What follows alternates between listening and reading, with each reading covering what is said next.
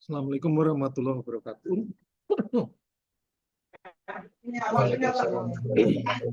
Kita lanjutkan ya materi komputer dan masyarakat. Pada pertemuan ini kita bahas mengenai pengenalan keamanan komputer. Nanti saya tunjukkan juga modul untuk belajar secara mandiri ya, ada di Cisco juga nih. Kan Anda sudah pernah ini ya, sudah pernah pakai ya untuk mata kuliah PTI ya, pengantar teknologi informasi dulu dengan modulnya IT esensial. Nah, ini sebagai pengantarnya nanti Anda dalami secara mandiri.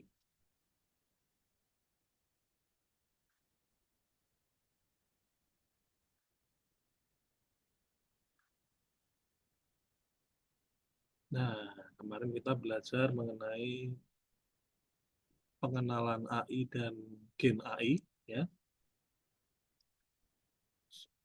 Tugasnya juga cukup menarik kemarin ya. Sudah ada yang mengerjakan tugasnya mengenerate AI dengan prompt ya. Nah, sekarang cyber security, keamanan siber. Nah, ini kalau di translate menjadi keamanan siber.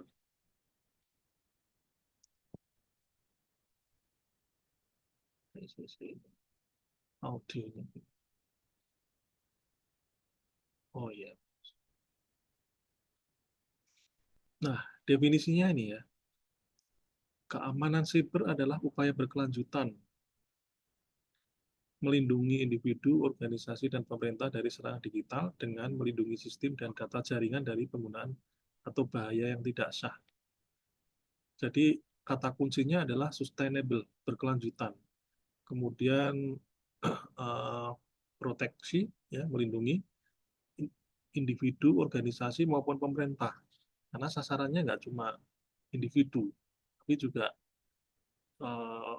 institusi, ya, organisasi juga, gitu.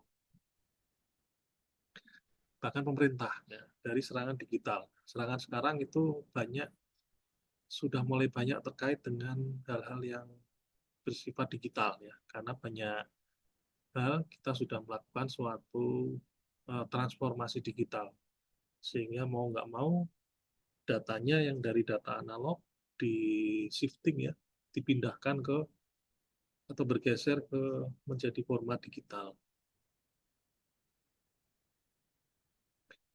Nah, ini individu, organisasi, dan negara.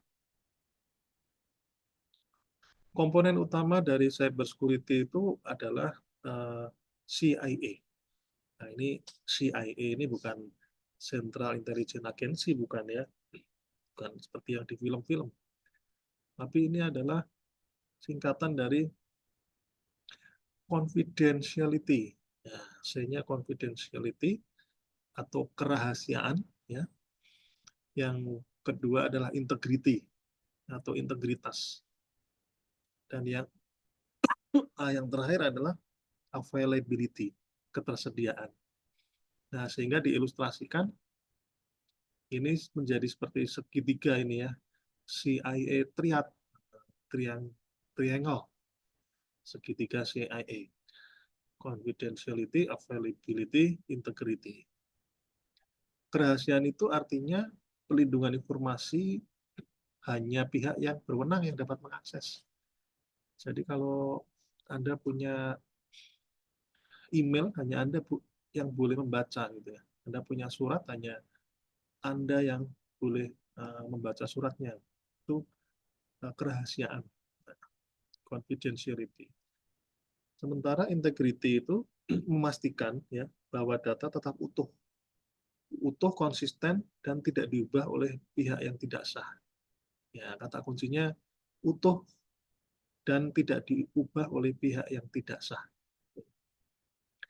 Jadi percuma kalau Anda sudah baca kerahasiaan ini, ternyata surat yang 2 lembar hanya 1 lembar. Jadi tidak integrity ya, tidak kesatuan ya, nggak utuh gitu. Kemudian A-nya adalah availability, ya, memastikan sistem dan data dapat diakses oleh pengguna yang berwenang kapanpun diperlukan, ketersediaan. Gitu. Nah, seperti halnya Anda ingin baca email, ya harus setiap saat ada, gitu ya, sesuai dengan kebutuhannya, ada gitu ya. Artinya kalau Anda mau baca, uh, uh, membuka dokumen yang rahasia, integritas, tapi nggak ada, ya percuma. Gitu ya. Harus ada ketersediaan.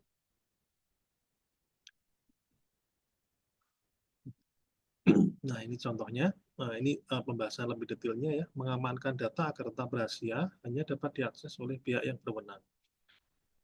Contoh ininya apa? Pelaksanaannya atau implementasinya dengan cara enkripsi. Ya. Anda punya dokumen, punya surat gitu, Anda enkripsi. Enkripsi itu merubah suatu bentuk kode menjadi bentuk kode yang lain dengan algoritma tertentu ya. Ilmunya namanya kriptografi. Nah, zaman dulu itu di zaman Julius Caesar itu kalau kurirnya mengirimkan surat kepada pasukan ya, Julius Caesar mengirim surat ya melalui kurir. Nah, melalui kurir isi suratnya itu sudah digeser-geser al, uh, alfabetnya ya gitu. Jadi A jadi B, jangan terlalu dekat. A jadi I, B jadi J, C jadi K dan seterusnya geser. Nah, sehingga itu disebut uh, algoritma Julius Caesar itu ya. Orang bisa membaca, tapi nggak ngerti artinya. Kenapa? Karena rahasia. Itu konsep dari enkripsi. Ya. Nah, kalau di jaringan komputer ada penggunaan VPN ya untuk melindungi komunikasi sensitif. Kalau di komunikasi ada yang namanya enkripsi ya. Seperti halnya chatting Anda di WhatsApp itu menggunakan edik enkripsi ya sama si yang punya WhatsApp. Sehingga dia memberikan sudah declare kepada pelanggannya, pengguna WA, jangan khawatir, pesanmu sudah saya enkripsi. Jadi begitu Anda ngetikkan teks di WA, kemudian Anda kirim melalui jaringan, ya, jaringan komputer kah, jaringan telekomunikasi, maka uh, pesan aslinya tidak akan tampak, gitu ya, tidak akan bisa terbaca. Itu enkripsi ya. Kemudian integrity, menjaga keakuratan dan keutuhan informasi selama proses penyimpanan, pemrosesan, dan transmisi. Transmisi itu delivery, ya, pemberian pesan.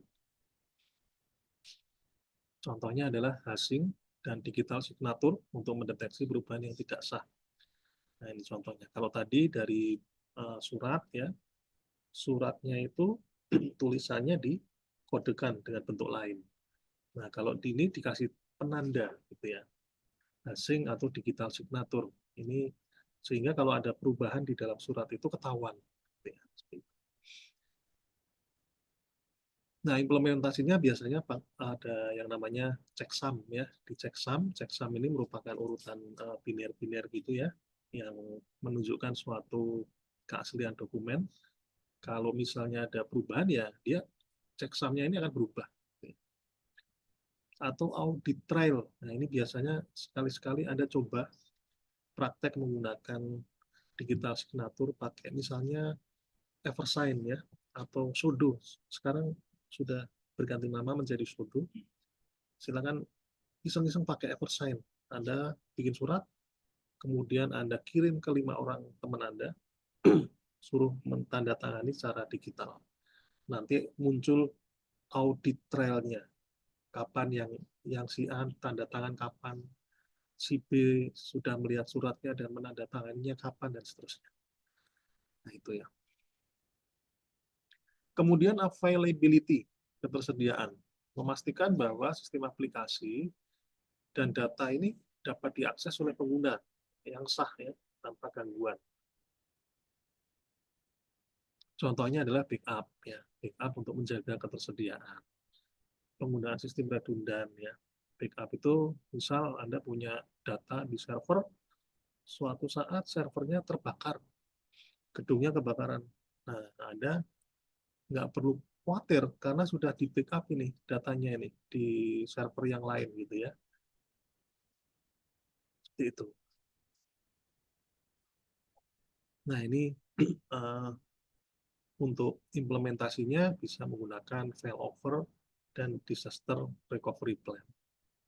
Jadi kalau kita merencanakan suatu sistem yang dimana di situ menyimpan sesuatu, maka kita juga harus berpikir bahwa uh, server tersebut suatu saat bisa rusak, bisa terbakar, ya, dan macam-macam, sehingga isinya bisa rusak. Nah, kita harus dipikirkan itu.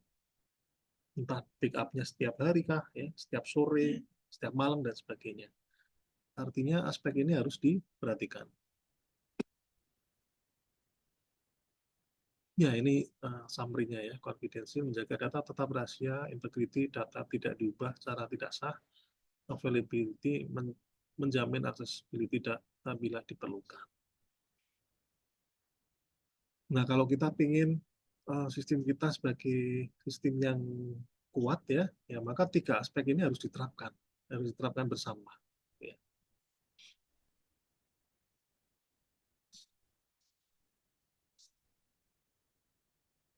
Nah, ini contoh kasus-kasus kebocoran data. Ini di tahun 2021 ya, data nasabah di BRI Live itu eh, dibobol ya, sehingga sekitar 2 juta data nasabah itu bocor. Datanya berisi apa? Ya ini, nomor rekening, foto KTP, nomor pajak, data kelahiran, rekam medis, dan macam-macam. Hmm, buat apa sih data kok dibobol? Ya dijual, ya dijual secara online. Misal ini seharga 100 juta 600. Misalnya buat apa? Misal Anda memperoleh data rekam medis, ya. Sudah membobol dapat data rekam medis sebanyak 2 juta pasien misalnya. Nah, kalau orang yang pinter dibeli, dibeli, dianalisa rekam medisnya. Sakit apa? Ya, ada berapa banyak yang sakit? Oh, misalnya 30% sakit diabetes. Yang 20% ada yang sakit apa ini? Mudah sakit flu misalnya dan seterusnya. Sama si pemilik data dianalisis, kemudian dijadikan target apa? Target marketing, jualan obat ke mereka. Kalau jualan obat yang diabetes di sisi di data yang ini ya. Nah, kalau yang mau jualan obat yang buat flu di data yang ini. Nah, jadi mereka jualannya lebih fokus gitu ya, karena datanya sudah ada gitu ya.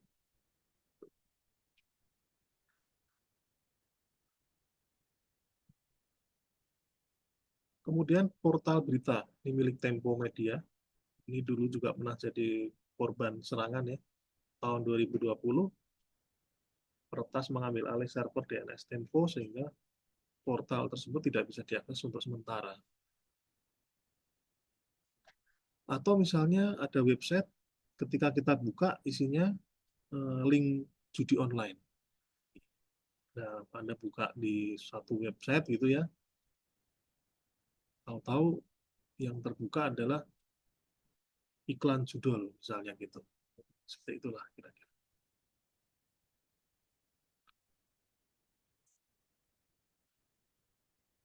Nah, kita bicara mengenai sejarah cyber security ini. Hmm, Sejarahnya panjang ya.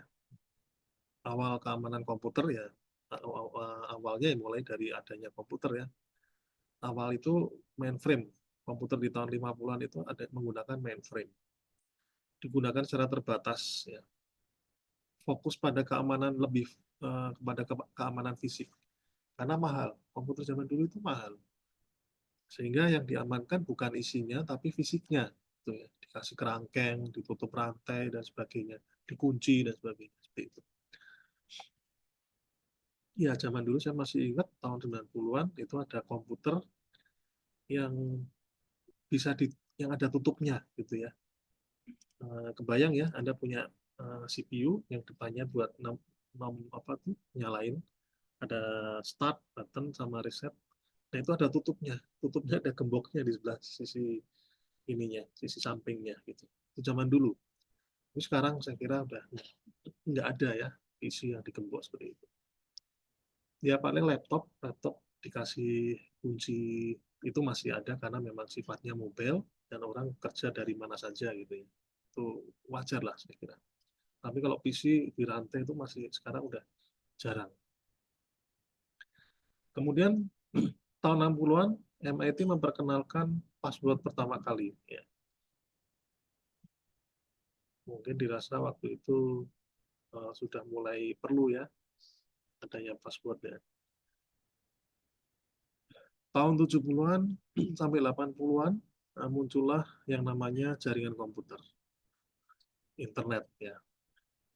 Ini dari jaringan yang namanya ARPANET ya, karena dulu internet itu dikembangkan dari DoD ya, Department of Defense ya. Mereka berpikir bahwa kalau ada apa-apa dengan perang dunia ya, atau perang dingin waktu itu, maka komunikasi selain PSTN ya, telepon, PSTN itu telepon rumah, bisa punya alternatifnya seperti itu. Jadi itu salah satu filosofi kenapa mereka dulu membuat suatu jaringan komunikasi melalui komputer. Tahun 71 ada virus komputer pertama, namanya Creeper. Ya. Kemudian tahun 80 dikembangkan firewall, melindungi jaringan komputer dari serangan eksternal. Nah, kemudian tahun 90-an. Nah, tahun 90-an ini internet sudah berkembang pesat ya, berkembang pesat.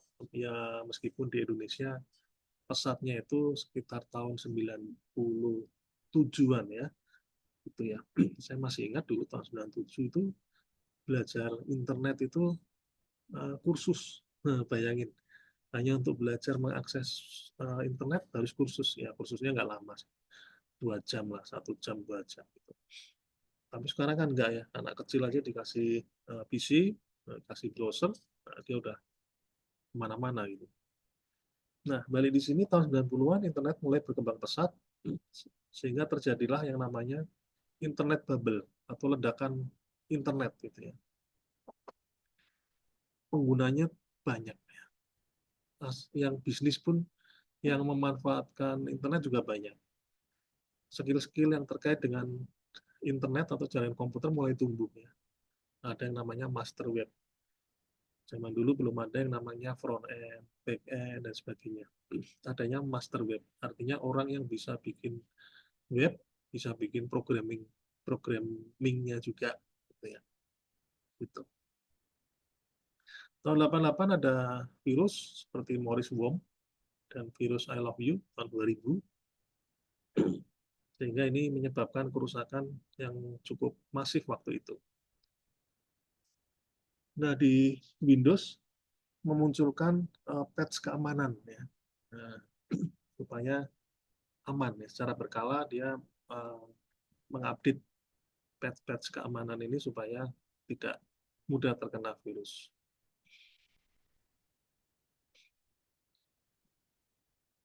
Tahun 2000-an kesadaran mengenai keamanan sudah mulai muncul ya, sehingga banyak organisasi yang mulai memunculkan suatu regulasi ya, membuat suatu standar-standar yang mengharuskan entitas yang tercakup dalam melindungi informasi itu dilindungi oleh suatu aturan. Gitu. Nah, ini ada regulasi seperti HIPAA ya, atau GDPR ya, untuk melindungi data pengguna dan perusahaan. Kemudian enkripsi juga mulai diterapkan secara luas ya, untuk melindungi data yang dikirim melalui internet, masuk layanan keuangan dan transaksi online. Nah, salah satu penggerak atau drift ya, yang mempercepat atau mempercanggih keamanan komputer itu salah satunya adalah perbankan. Ya.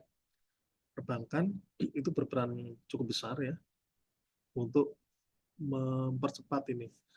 kecanggihan suatu cyber security. Kemudian dibentuk juga tim respon, ya, kalau ada insiden, ya. Di Indonesia juga ada yang namanya ID-CIRTI, ya. Ini tugasnya kalau ada apa-apa, orang bisa lapor ke sini. Dan di sini nanti akan melakukan suatu analisa dan problem solving, ya, untuk menyelesaikan masalahnya. Kemudian muncul ancaman canggih juga tahun 2010-an hingga sekarang, ya, serangan terorganisir. Nah, ini serangan terorganisir ini biasanya yang menyerang tidak hanya satu orang, ya, tapi juga terkoordinir. Levelnya sudah seperti halnya menyerang institusi, gitu ya. Cyber kriminal, cyber warfare antar negara. Wah, ini dulu pernah marak juga ini, hacker Cina sama hacker Indonesia misalnya dulu, ya, atau hacker Malaysia dulu waktu ada sedikit ketegangan dengan mereka, ya, ya biasalah ketegangan klaim apa ini, klaim budaya dan sebagainya itu sehingga membuat sedikit ini tegang. Kemudian ada ransomware WannaCry 2017, ya, melumpuhkan infrastruktur kritikal rumah sakit dan jaringan pemerintah. Ditambah dengan perkembangan cloud dan IoT. Nah, ini nih apa hal yang baru ini bisa diserang gitu, ya, kalau si hacker ngomong, ya, wah asik ini ada IoT nih, serang misalnya gitu, ya. Kenapa? Karena data-data ini disimpan di dalam cloud, ya.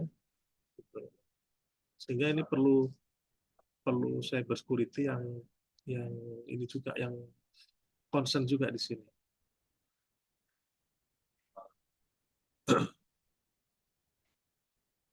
Kemudian muncullah regulasi dan kesadaran global tentang cyber security.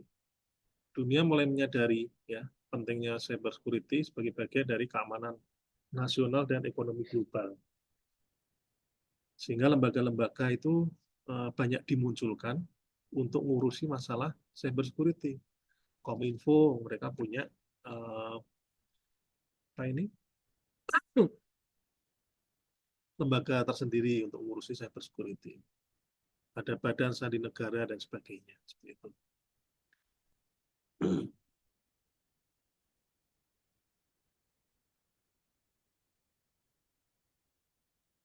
Nah, sekarang fokusnya adalah melindungi infrastruktur digital di berbagai sektor, termasuk perbankan, energi, dan kesehatan. Coba Anda bayangkan, sekarang ini semua sudah serba uh, terkoneksi, ya, karena kita sudah masuk dalam yang namanya RI4, ya, Revolusi Industri 4, semua sudah terkoneksi. Listrik sudah terkoneksi, pembangkit A, pembangkit B, pembangkit C, dan sebagainya, pembangkit PLTU Suralaya, PLT GU Gresik, ya, kemudian Python dan sebagainya terkoneksi dalam satu jaringan. Tujuannya sih untuk saling mengontrol dan saling memonitor. Tetapi juga ada celah keamanan di situ. Kalau ada hacker yang sampai bisa masuk ke dalam sistem kontrolnya, maka apa yang terjadi? Dia bisa menguasai pembangkit tersebut, bisa mematikan, bahkan mematikan pembangkit, ya, salah satu pembangkit atau seluruhnya, sehingga terjadi yang namanya blackout. Nah, ini isu yang cukup menarik ya, kemarin, ya, terjadi di Spanyol, blackout, ya, meskipun sebabnya kita nggak tahu apakah itu karena hacker. Tapi sampai sedemikiannya, ya, apabila kita tidak mengamankan diri dari yang namanya si gangguan-gangguan di dunia cyber ini, gitu. Nah, ini harus dipikirkan secara bagus, ya. Belum lagi kalau misalnya pembangkit listriknya bukan gas atau uap, ya, tapi nuklir. Nah, bayangin ada suatu pembangkit listrik nuklir, kemudian dihack sama suatu teroris hacking, hack activism atau hack terorisme, kemudian sudah diambil alih, diancam, gitu, ya. wahai pemerintah, kalau kamu tidak memberi saya duit sekian triliun, maka pembangkit PLTN ini akan saya ledakkan. Nah, bingung ya, gitu. Karena kalau pembangkit listrik tenaga nuklir itu kalau diledakkan, efeknya luar biasa ya. Kenapa? Karena ada radiasi nuklir di situ. Nah, gitu. Maka aspek-aspek energi juga perlu diperhatikan.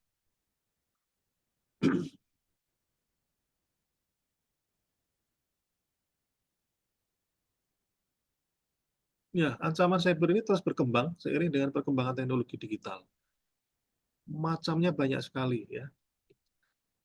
Ancaman tidak selalu meminta uang atau meminta sesuatu, tapi kadang mengintip pun juga itu merupakan ancaman cyber gitu ya.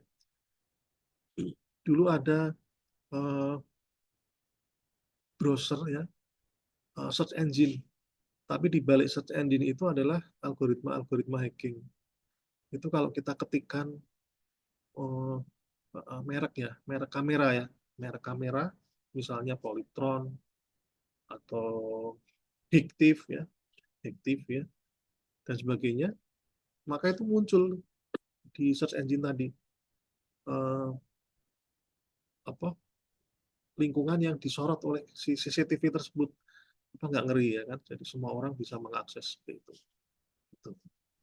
Ya beda cerita kalau misalnya CCTV-nya memang dibuka untuk publik ya, misalnya Anda ingin ngecek CCTV di Jakarta misalnya, ketikkan saja Jakarta CCTV atau Bekasi CCTV, nanti akan muncul Bekasi di mana ya? Oh, saya mau melihat di bagian Med Mall, saya mau lihat bagian Kranji, bagian Pasar Baru misalnya, seperti itu.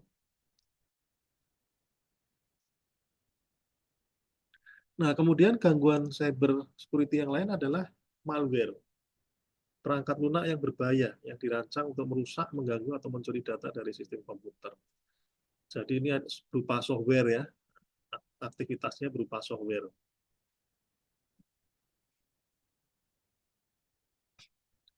Contohnya virus, Trojan horse, worm, ransomware. Merusak sistem operasi, mencuri data pribadi, dan meminta tebusan.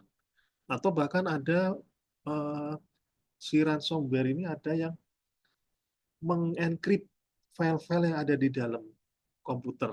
Jadi nggak bisa dibaca. Kita bisa lihat filenya, ya. Tampak gitu ya di layar ininya, di layar laptop kita. Tapi kita nggak bisa baca ini apa sih ini tulisannya kok aneh-aneh gitu ya. Kemudian ada juga phishing. Ya, phishing ini mancing. Nah, makanya di sini saya beri ilustrasi mengenai kail ya, phishing. Teknik penipuan yang memanfaatkan email atau web palsu untuk mencuri informasi pribadi, mendapatkan akses ke data sensitif, kata sandi, nomor kredit, dan macam-macam. Nggak mesti ini ya, bisa nomor telepon, alamat, dan sebagainya.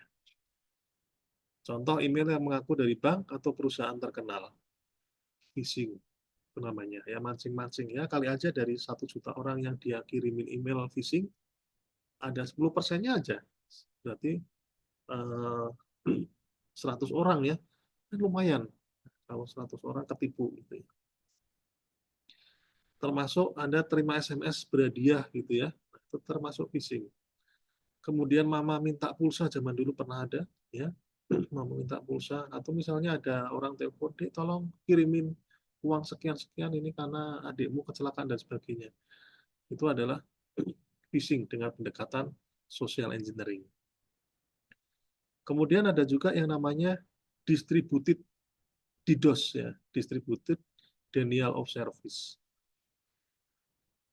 Service ini artinya layanan jaringan komputer, denial ini diabaikan, distribusi ini disebar. Maksudnya gimana nih? Maksudnya jaringan komputer itu kan jalannya banyak ya, mengarah ke satu server tertentu gitu. Nah, jalannya tadi atau trafik ya, yang biasa disebut trafik, itu dipenuhi dengan data-data dari komputer penyerang, attacker komputer,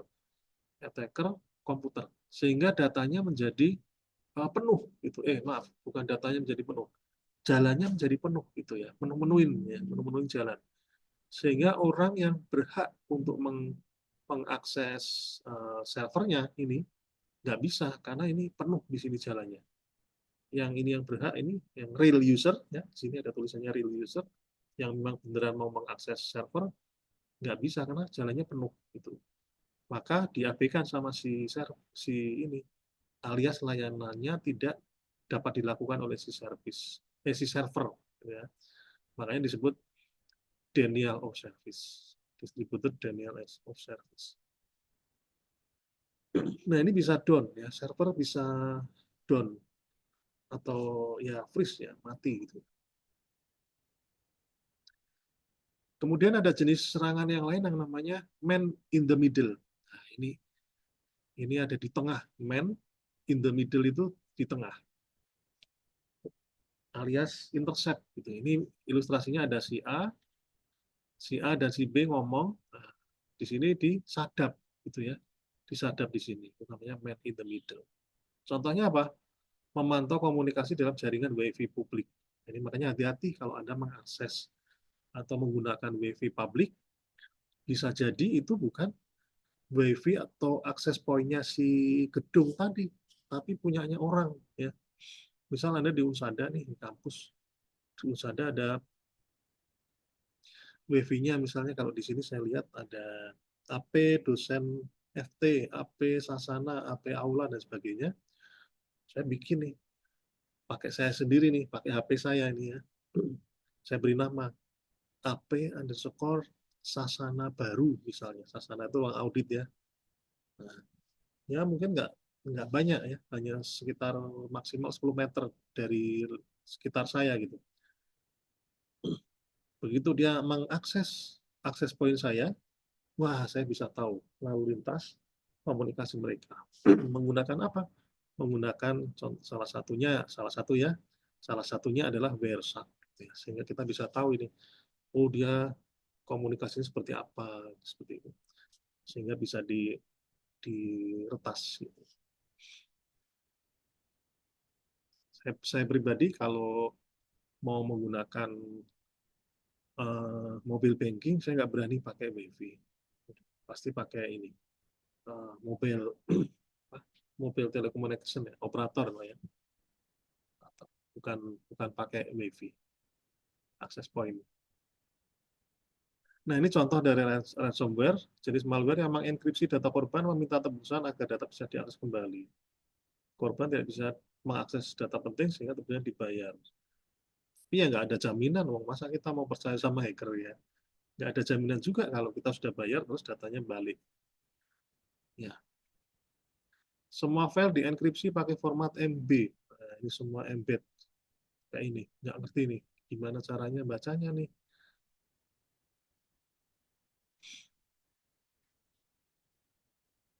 Kemudian ada yang namanya SQL injection. Serangan yang mengeksploitasi kerentanan pada basis data situs web dengan mengirim perintah SQL berbahaya. SQL injection. SQL itu suatu perintah ya, suatu perintah untuk mengakses database. Contohnya ini sambil belajar dikit-dikit ya mengenai programming. Select from, union select. Bahasanya kira-kira seperti ini. Pilih nama, deskripsi dari tabel produk yang mana kategorinya adalah gift, ya, yang dalamnya termasuk kategori gift, disatukan dengan tabel yang lain, disatukan dengan username password dari tabel user. Gitu, kira-kira seperti itu. Ini sintaknya si SQL. Nah, beberapa website yang tidak aman itu tidak memperhatikan mengenai celah-celah untuk penyerangan-penyerangan terkait dengan SQL gitu. Sehingga kadang-kala bisa dihack melalui SQL injection. Nulisnya di mana? Nulisnya ada di halaman addressnya. Anda bikin Google, kalau mau buka email kan buka browser terus Anda ketikkan www.google.com gitu kan. Nah, itu ditulis di situ gitu ya. www.google.com/ atau www situsnya apa/ diketikkan ininya. Nah, ini SQL-nya itu. Kalau yang webnya nggak aman, langsung masuk dia mengakses ke database. Nah, kerugian akibat serang cyber. Nah, ini perusahaan kredit Equifax, bocoran data berdampak 147 orang. Data sensitif bocor. Ya. Kerugiannya apa? Nah, menuntut si pelanggannya menuntut harus memberikan kompensasi, gitu ya. Kan jadi rugi ya. Nah, kemudian nama baik, ya, nama baik juga dipertaruhkan. Perusahaan apa tuh kok bisa kecurian ininya data pelanggannya, misal seperti itu ya. Kemudian ada ransomware WannaCry, ini pelanggaran Facebook Cambridge, Cambridge ini privasi data ya, privasi data. Bagaimana mencegah atau menangani? Nah, ini harus tahu jenis-jenis ancaman cyber. Ada kalau misalnya ditanya teman, Raras, kamu emailnya apa? Oh ini, gitu ya. Passwordnya apa? Nah, langsung Anda harus secara peka. Wih, nggak boleh dong.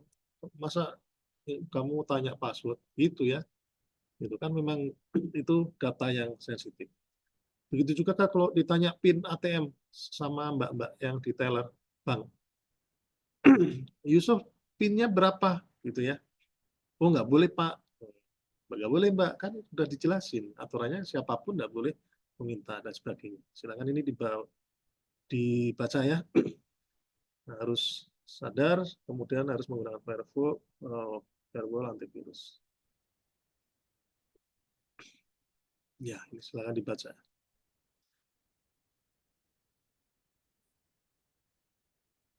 Nah, ini film Jihad, silakan dilihat Jihad 3. Nah, ini penuh dengan cyber crime. Ya, saya kira itu demikian atas perhatiannya. Assalamualaikum warahmatullahi wabarakatuh. Maaf Pak Adam. Waalaikumsalam. Ya.